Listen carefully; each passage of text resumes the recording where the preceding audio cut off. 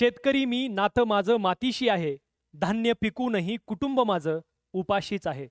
मित्रांनो, नेमकी अशीच परिस्थिती महाराष्ट्रातल्या शेतकऱ्यांच्या वरती येऊन ठेपलेली आहे। विशेषतः बीड जिल्हा घ्या, धाराशिव घ्या, सोलापूर घ्या, इकडच्या भागामध्ये प्रचंड मोठ्या प्रमाणामध्ये पाऊस पडतो आहे। पाऊस फक्त शेतामध्ये पाणी घेऊन येत नाही, तर शेतकऱ्याच्या डोळ्यामध्ये अक्षरशः पाणी घेऊन आलेलं आहे। उभी असलेली पिकं आता आडवी झालीत, परंतु गेंड्याच्या कातडीचं हे सरकार हालायचं मात्र नाव घेत नाही। हे सगळ्यात मोठं दुर्दैव आहे।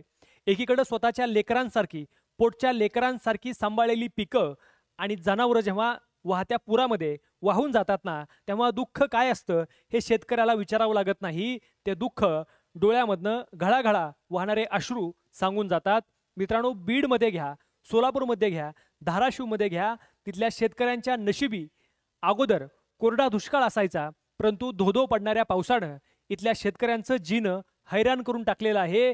परांडाकडल्या भूमकडल्या भागामध्ये दातखिळे नावाच्या एका शेतकऱ्याच्या गायी अक्षरशः पाय खोडून पाण्यामध्ये मृत्युमुखी पडल्या, तरी देखील इथल्या व्यवस्थेला जाग येत नाही। आणि सरकार अजूनही सरसकट महाराष्ट्रामध्ये ओला दुष्काळ जाहीर करत नाही।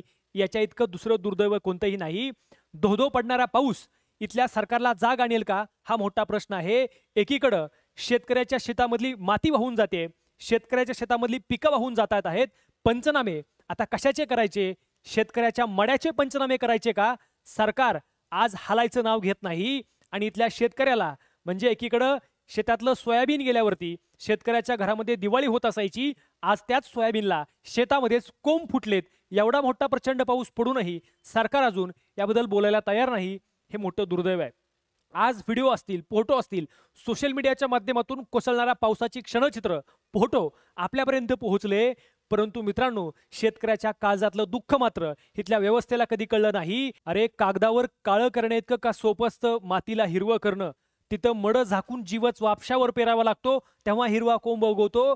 पण दुर्दैवानं पोटच्या लेकरांसारखी सांभाळलेली पिकं वाहत्या पाण्यात वाहून जातात, तरी देखील इथल्या शेतकऱ्याचा टाहो फोडलेला आवाज व्यवस्थेच्या कानावरती पोहोचत नसेल।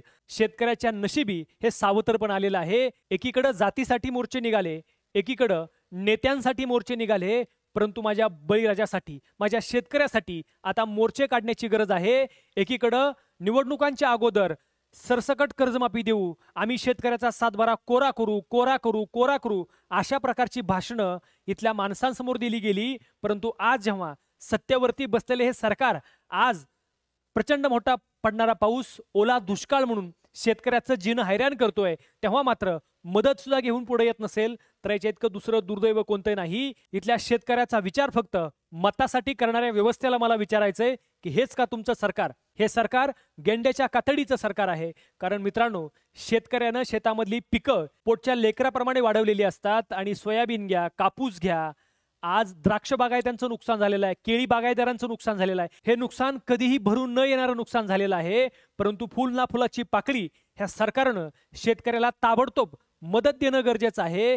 कारण जेव्हा हे शेतकरी आत्महत्यासारख्या प्रश्नाला बळी पडू नये असं जर व्यवस्थेला वाटत असेल, तर कृपया इथल्या व्यवस्थेनं पुन्हा एकदा शेतामध्ये जाऊन इथल्या शेतकऱ्याला गदागदा हलवणं गरजेचं आहे। आणि हलवून आम्ही तुमच्या पाठीशी आहोत, तुम्ही कायम लढत राहा, अशा प्रकारचं आश्वासन ही व्यवस्था देईल का, हा सगळ्यात मोठा प्रश्न आहे।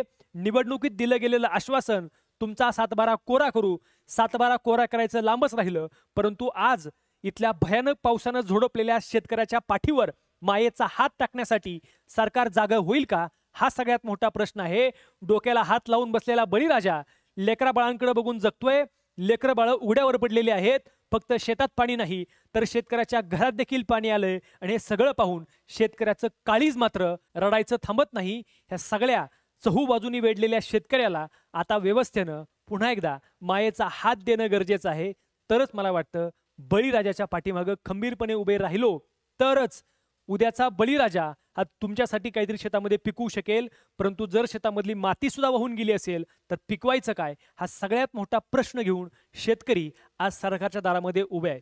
मित्रांनो, प्रचंड मोठ्या पडणाऱ्या पावसामध्ये बऱ्याच ठिकाणी नुकसान झाले। तुम्हाला काय वाटतंय? तुमच्या देखील प्रतिक्रिया कमेंटमध्ये नक्की नोंदवा। आणि हो, या चॅनलवर जर आपण नवीन असाल तर अशाच प्रकारच्या सडेतोड व्हिडिओसाठी आमचा हा चॅनल नक्की सबस्क्राइब करा। धन्यवाद।